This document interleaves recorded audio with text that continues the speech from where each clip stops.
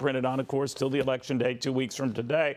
It's what's been happening with the Latino vote. In Florida, for example, we're seeing something that has been going on across the country. Latinos moving increasingly toward the Republican side. In the case of Ron DeSantis, 51% of them preferring him over his Democratic opponent.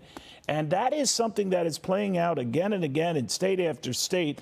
This goes back to around 2016, picked up considerable steam in 2020. And now in the midterms, it could be a real game changer in a lot of these battles. Sarah Westwood of the Washington Examiner back with us. Sarah, always love having you on. This Latino development, to say nothing of the idea of a final burst of activity in the last 2 weeks, has a lot of Republicans thinking, you know, maybe we can widen our lead in the House, pick up a couple of extra governorships, maybe even the Senate. Are they getting ahead of themselves? You know, it's possible, Neil. I think that the level of support that Ron DeSantis has among Latinos in Florida, as reflected in the poll you just put up on the screen, is a bit of an outlier. You know, Republicans who are making gains with Latino voters certainly aren't winning a majority of them. But the thing is that Republicans don't have to cut that far into the Democratic share of support with Hispanic voters to really have a significant boost from that at the ballot box already, because they were performing so low, at least before 2016. Obviously, Trump improved on that with Hispanic voters. So if you move the needle, especially in these states with heavy Hispanic populations like Arizona, Nevada, and Texas, all 3 states that have battleground races on the ballot this year, then you might see a significant shift towards Republicans, because, again, that needle doesn't have to move that much with Hispanic voters to put a Republican over the edge. You know, I'm curious what you make, Sarah, of polls that tend to hear a lot of Republicans on undercount of conservative support. I don't know if that's true or not. I haven't really researched it to the degree maybe folks like you have. But they say if it's a 2 or 3 point race favoring the Democrat, it's the Republican. They say if there's a momentum that tends to go to the Republican, it's enough to cinch it for the Republican. In other words, that there's an undercount. And this has been going on for some time. Some argue even back to 2016, the year, of course, Donald Trump surprised everybody by getting the White House. And that undercounted his support, not only nationally, but in these battleground states. What are you seeing, hearing? What?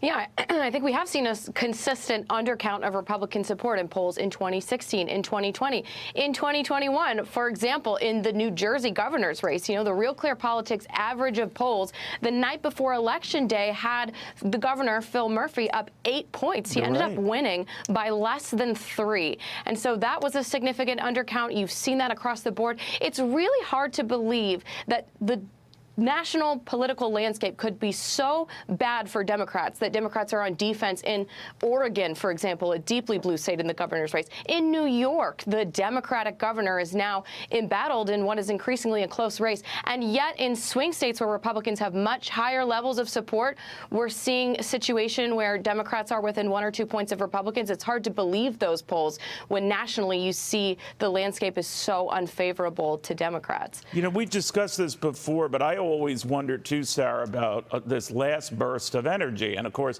everyone expected Republicans to do well in 1994.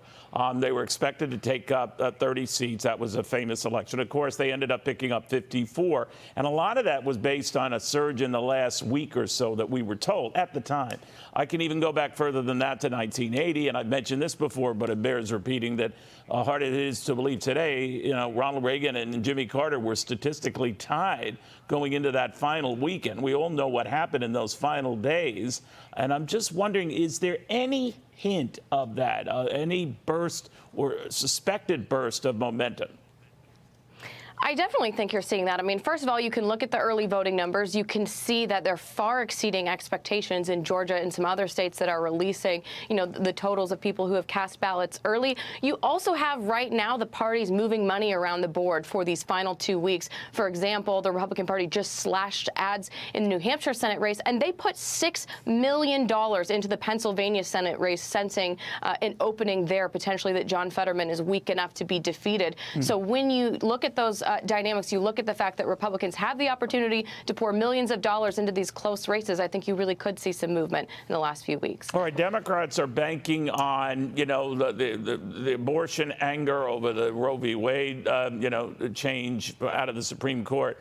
We don't see a lot of evidence of that, but it could materialize, and whether it's galvanizing enough votes to tip it for Democrats in some of these close battles. But I would imagine the economy, if we just trust at face value the issues dominating this race, it's still the economy.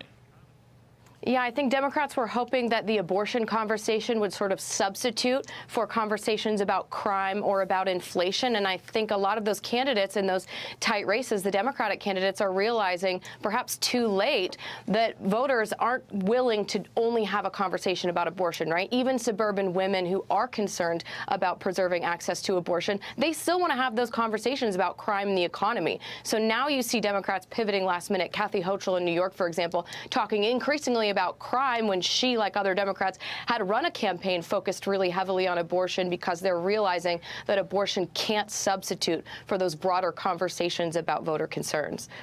All right. Thank you, Sarah, very much. The Washington Examiner's Sarah Westwood on